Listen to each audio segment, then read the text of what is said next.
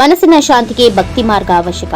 ಮಹಾದೇವಯ್ಯ ಸ್ವಾಮೀಜಿ. ದಿನನಿತ್ಯ ಸಂಸಾರದ ಜಂಜಾಟದಲ್ಲಿ ಬದುಕುವ ಪ್ರತಿಯೊಬ್ಬರು ಜ್ಞಾನ, ಪುರಾಣ, ಪ್ರವಚನಗಳಲ್ಲಿ ಭಾಗಿಯಾಗಿ ಭಕ್ತಿ ಮಾರ್ಗದಲ್ಲಿ ನಡೆದಾಗ ಮಾತ್ರ ಮನಸ್ಸಿಗೆ ಶಾಂತಿ ದೊರೆಯುತ್ತದೆ ಎಂದು ಕೊಪ್ಪಳ ಜಿಲ್ಲೆಯ ಕೊಕನೂರು ಪಟ್ಟಣದ ಅನ್ನದಾನೇಶ್ವರ ಶಾಖಾಮಠದ ಮಹಾದೇವಯ್ಯ ಸ್ವಾಮೀಜಿ ಹೇಳಿದರು. ಅವರು ಶ್ರಾವಣ ಮಾಸದ ಅಂಗವಾಗಿ ಪಟ್ಟಣದ ಅನ್ನದಾನೇಶ್ವರ ಶಾಖಾಮಠದ ಮಹಾಶಿವಯೋಗಿಗಳ ಜಾತ್ರಾ ಮಹೋತ್ಸವ ಹಾಗೂ ಸಾಮೂಹಿಕ ವಿವಾಹ ಕೃತಿ ಬಿಡುಗಡೆ, ದಾನಿಗಳಿಗೆ ಸನ್ಮಾನ, ಸಂಗೀತ ಕಾರ್ಯಕ್ರಮ ಅಂಗವಾಗಿ ಹಮ್ಮಿಕೊಂಡ ಪಾದಯಾತ್ರೆ ಕಾರ್ಯಕ್ರಮದಲ್ಲಿ ಅಂಬೇಡ್ಕರ್ ಕಾಲನಿ ಭಕ್ತಾದಿಗಳಿಗೆ ರುದ್ರಾಕ್ಷಿ ಧಾರಣೆ ಮಾಡಿ ಮಾತನಾಡಿದರು. ದಿನಾಂಕ 6ರಿಂದ ದಿನಾಂಕ 26/8/2024 ಪುರಾಣ ಪ್ರವಚನ ಕಾರ್ಯಕ್ರಮ ಹಾಗೂ ದಿನಾಂಕ 24ರಂದು 1001 ಮಹಿಳೆಯರಿಗೆ ಉಡಿ ತುಂಬುವ ಕಾರ್ಯಕ್ರಮ, 25ರಂದು ಯಲಬುರ್ಗಾ ಶ್ರೀಧರ ಮುರುಡಿ ಮಠದ ಬಸವಲಿಂಗೇಶ್ವರ ಸ್ವಾಮೀಜಿಗಳ ಅಡ್ಡಪಲ್ಲಕ್ಕಿ ಹಾಗೂ ಕುಂಭೋತ್ಸವ ಜರುಗುವುದು ಎಂದು, ದಿನಾಂಕ 26ರಂದು ಸೋಮವಾರ ಸಾಮೂಹಿಕ ವಿವಾಹಗಳು, ನಂತರದಲ್ಲಿ ಪ್ರಸಾದ ವಿತರಣೆ, ಪುರಾಣ ಮಹಾಮಂಗಳೋತ್ಸವ ಕಾರ್ಯಕ್ರಮವನ್ನು ಪ್ರವಚನಕಾರರಾದ ಕಂಪ್ಲಿ ಕಲ್ಮಠದ ಅಭಿನವ